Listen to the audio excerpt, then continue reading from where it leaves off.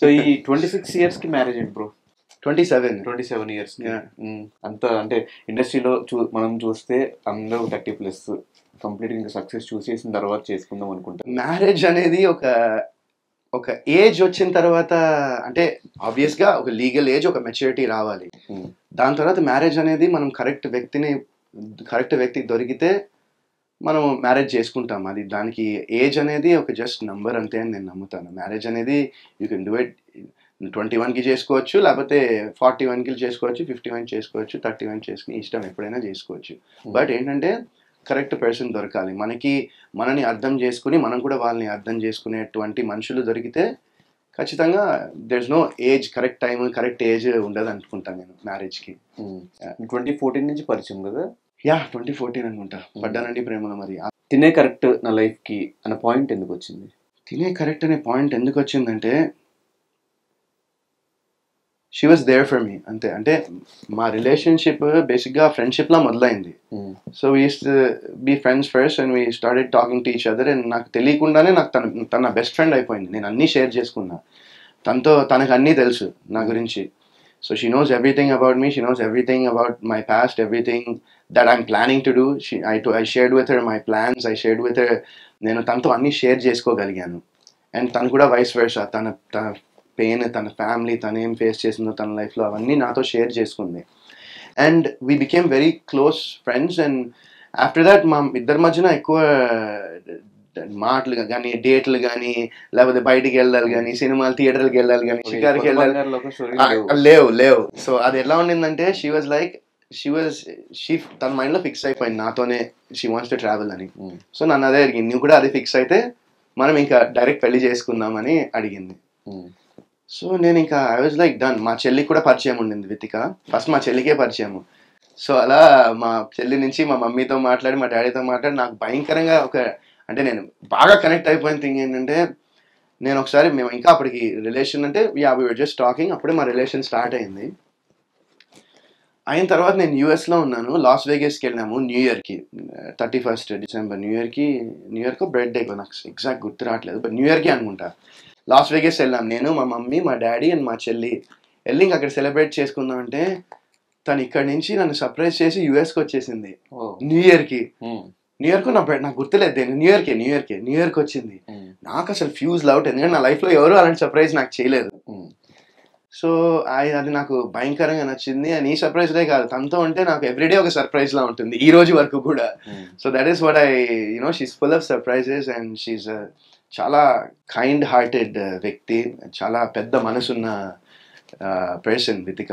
So that is what I love about her. Lucky bro, ఇప్పుడు కూడా పాపం వెళ్ళేటప్పుడు కూడా తినేసేళ్ళు, బయటికి తినేసేళ్ళు, 4 చెప్పారు మరి ఇంటర్వ్యూ మధ్యలో ఆపు మరి. సో ఈ మ్యారేజ్ డేట్ గుర్తుందా బ్రో? మ్యారేజ్ డేట్ ఎందుకు గుర్తుండదు? August 19th. బర్త్డేనో న్యూ ఇయర్ గుర్తు? న్యూ ఇయరే, అది న్యూ ఇయరే. ఇది marriage day August 19th. Vithika గారి బర్త్డే Feb 2nd.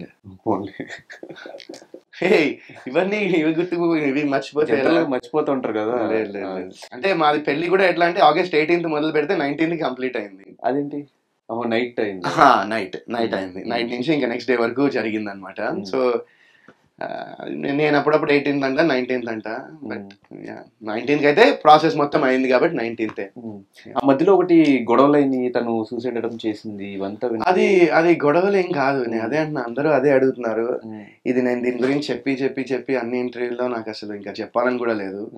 బట్ నేను ఆల్రెడీ చాలాసార్లు క్లారిఫికేషన్ ఇచ్చా దీనికి, చాలాసార్లు రెస్పాన్స్ ఇచ్చా దీనికి, బట్ మళ్ళీ అడుగుతున్నావు కాబట్టి. సో అదేమైందంటే వితిక ఆ టైంలో తనకి స్లీపింగ్ ప్రాబ్లం ఉండింది, తనకి ఇన్సామ్నియా వచ్చి she was not able to sleep basically. So they gave her strong doses of ఇవి అదే స్లీపింగ్ టాబ్లెట్స్ ఇచ్చారు, ఇన్ని డేస్కి వేసుకోవాలని. సో తను ఏం చేసిందంటే బేసిక్గా she had a tablet and she forgot that she had it. Basically తను మర్చిపోయింది ఆ టాబ్లెట్ వేసుకున్నానని. సో ఇంక సంథింగ్ తినేసిందా, మళ్ళీ ఇంకో టాబ్లెట్ వేసేసరికి she felt very weak and కళ్ళు తిరిగినట్టు అనిపించి she got admitted to the hospital. కళ్ళు తిరిగినాయి, వీక్నెస్గా అనిపించిందని. నేను అప్పుడు యూఎస్లో ఉన్నాను.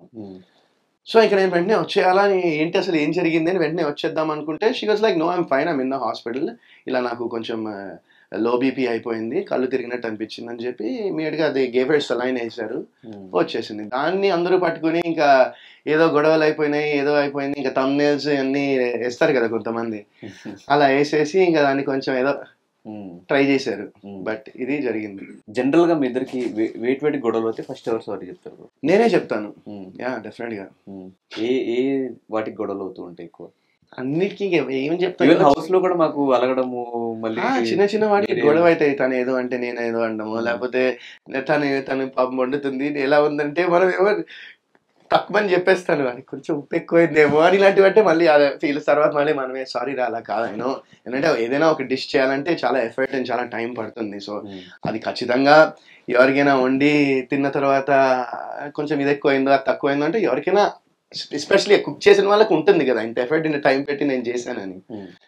So that's very understandable.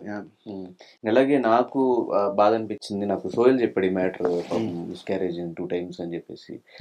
2 times అవ్వలేదు, 1 time. ఇగో ఇదే అంటున్నా, ఇలా ఒకళ్ళు ఏదో వింటారు, ఎవరో ఏదో ఏదో చెప్తారు, ఎవరో ఏదో ఒకళ్ళు వింటారు, అది 1 నుంచి 2 నుంచి 3 నుంచి 5 నుంచి 10కి వెళ్ళిపోతుంది.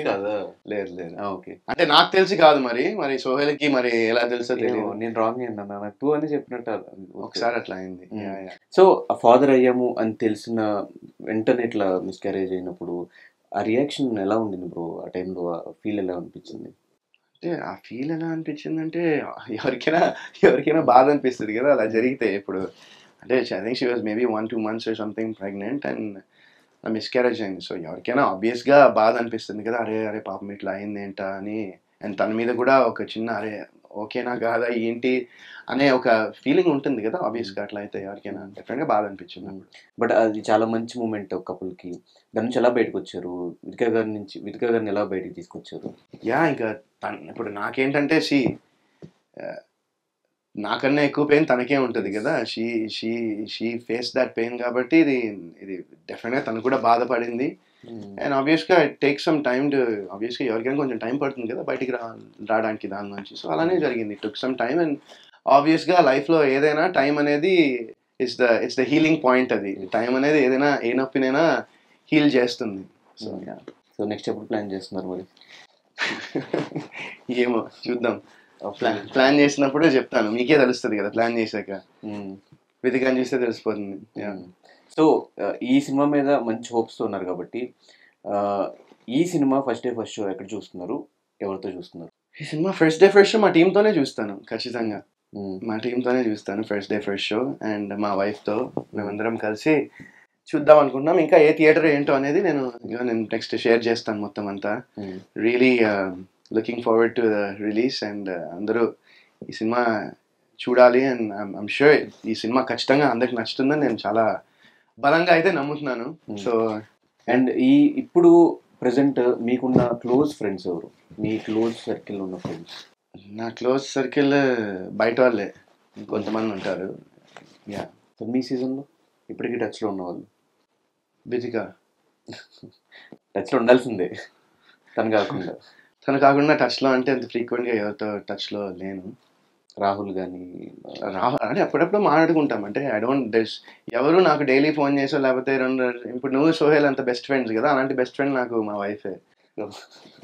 అంటే ఎప్పుడైనా నెలకి 2 నెలలకి నాకు ఎవరి మీద అలాంటి ఏం లేదు. బట్ ఐ డోంట్ అసలు ఎందుకు బ్రో పెళ్ళి అయిన తర్వాత అందరు చేంజ్ అయిపోతారు, ఓన్లీ వైఫ్ అని అంటారు. అది నువ్వు చేసుకో, నీకు తెలుస్తుంది. ఈ భయపడే చేసుకోకూడదని డిసైడ్ అవుతున్నా నేను. అది నీకు మరి అలాంటి సోహెల్ అన్నాడు మనోడు అయిన తర్వాత నీకు మేబీ అంతగా ప్రేమించే వాళ్ళు ఇంకా దొరకలేదేమో. నీకు దొరికినప్పుడు నీకు కూడా ఉండాలి దొరకడానికి కూడా మరి. సో యా, ఫైనల్గా ఆడియన్స్కి ఈ ఫిలిం గురించి 21st రిలీజ్ అవుతుంది. మ్యాక్సిమం చూసిన వాళ్ళందరి దగ్గర నుంచి మంచి రెస్పాన్స్ వచ్చింది. ఇప్పటికీ యూఎస్లో వాటిలో థియేటర్స్ ఫిల్ అయిపోయినాయి. ఇక్కడ సంజయ్ థియేటర్, మెయిన్ థియేటర్ ఇచ్చారు, ఇది ఫిల్ అవుతున్నాయి. ఇంతకుముందే చూసాం మనం. ఆడియన్స్కి ఏం చెప్తారు ఈ ఫిలిం గురించి? వాళ్ళు ఎందుకు చూడాలని క్వశ్చన్ చేస్తే వాళ్ళని. సో ఈ సినిమా గురించి ఏం చెప్తానంటే, ఇది ఒక సస్పెన్స్ మిస్టరీ సినిమా. అండ్ మేము లైక్ ఇందాక నేను చెప్పినట్టు టెక్నికలీ చాలా బాగుంటుంది సినిమా. మీరు థియేటర్లో ఎక్స్పీరియన్స్ చేస్తే మేము చేసిన సౌండ్ డిజైన్ కానీ, సింగ్ సినిమా ఇండియాలోనే one of the biggest sound designing team వాళ్ళు. సో వాళ్ళు సౌండ్ డిజైనింగ్ చేశారు, మ్యూజిక్ చాలా, బ్యాక్గ్రౌండ్ స్కోర్ చాలా బాగుంటుంది. మ్యూజిక్ కూడా సినిమాటోగ్రఫీ కూడా it will be brilliant. Frames కానీ విజువల్స్ కానీ మీకు ప్రతి ఫ్రేమ్ చాలా విజువల్గా చాలా బాగుంటుంది చూడ్డానికి. అండ్ ఇవన్నీ కాకుండా అంతకు మించి they is a very nice screen play చాలా బాగుంటుంది. సినిమా చాలా పేసీగా ఉంటుంది. అండ్ మిమ్మల్ని యూ విల్ బీ గెస్సింగ్ ఎవరైండొచ్చు అనే ఒక చిన్న గేమ్ మనం చూస్తే మనతో ఒక చిన్న మైండ్ గేమ్ ఆడిపిస్తుంది అనుకుంటున్నాను నేను సినిమా. అండ్ మా రాజేష్ జగన్నాథన్ గారు చాలా బ్యూటిఫుల్గా ఎగ్జిక్యూట్ చేశారు అండ్ చాలా అద్భుతంగా ప్రెజెంట్ చేశారు. సో ఈ సినిమా మీరందరూ చూసి మా టీం అందరినీ సపోర్ట్ చేస్తే ఇంకా ఇలాంటి సినిమాలు చేసే స్కోప్ అండ్ రాజేష్ జగన్నాథం గారు లాంటి వాళ్ళు ఎంతోమంది passionate directors and film makers వస్తారని నేను ఆశిస్తున్నాను. అండ్ తప్పకుండా ఈ సినిమా అందరూ 21st వెళ్ళి థియేటర్లో చూసి ఆ ఎక్స్పీరియన్స్ మీరు మాతో షేర్ చేయాలని నేను కోరుకుంటున్నాను. ఇది 2.0 అనుకోవచ్చా బ్రో? అది మీ ఒపీనియన్, మీరు ఎలా అనుకోండి. నేనైతే వరుణ్ సందేశ్ అని అనుకుంటా. నాకు 2.0 వద్దు, 1.0 వద్దు, 3.0 వద్దు, వరుణ్ సందేశ్ చాలు నాకు. ఇంకో ఫైనల్ క్వశ్చన్ బ్రో, నాకు ఇది ఎప్పటి నుంచి తెలుసుకోవాలంది. ఆ హ్యాపీ డే సినిమాకి రెమ్యునరేషన్ ఎంత ఇస్తున్నారు బ్రో? ఫ్లైట్ టికెట్స్ వేశారు యూఎస్ నుంచి, అదెంతో నాకు అది తెలియదు ఆ టైంలో కాస్ట్.